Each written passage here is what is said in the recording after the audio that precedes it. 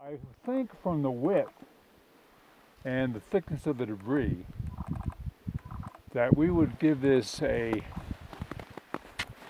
D5, the highest level. And sometimes people say that D5 avalanches don't happen in the lower 48, except maybe on Mount Rainier or something like that. But this probably is D5, and I think there was a D5 in the other side over by Gothic in 1995. But this, I think this is also would have been a D5, and it had a lot of speed because a D5 is, you know, you categorize that by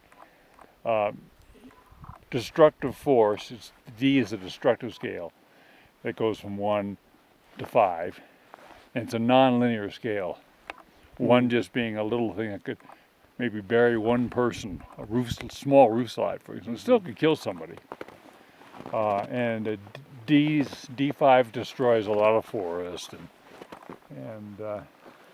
but I think that when I've seen major 100-year type avalanches, which is the standard in Pitkin County, 100-year, that's what you design to and you map to. That is, if you're beyond the 100-year limit, you're technically out of the avalanche path in Pitkin County.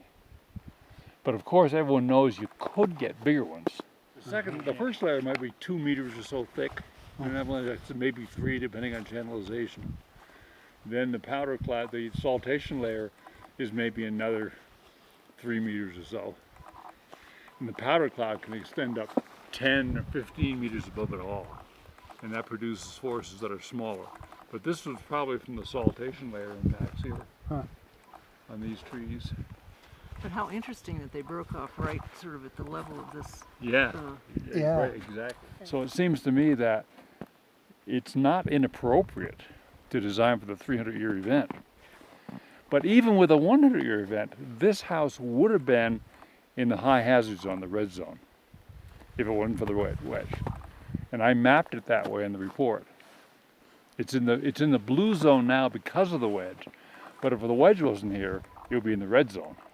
The hazard in Pitkin County isn't as great as the hazard in some of the San Juan counties, but the risk is greater here because there's so much exposure to this kind of event, you know. Well, the avalanche is spread out. You know, the whole event probably, from the start to the finish, probably took almost a minute. And the lower stuff wasn't going as fast, and so it filled in and compacted while the rest of it was already down there. So it was spread out like a train. And as well, and the hazard, and the level of the hazard, the exposure of the people or the things, the exposure of the infrastructure, that's risk. Risk is what you want to reduce, because this would cost people money. But we have avalanche hazards up and down this whole valley. And you can't reduce that. I mean, no, that's just a standard situation. Okay.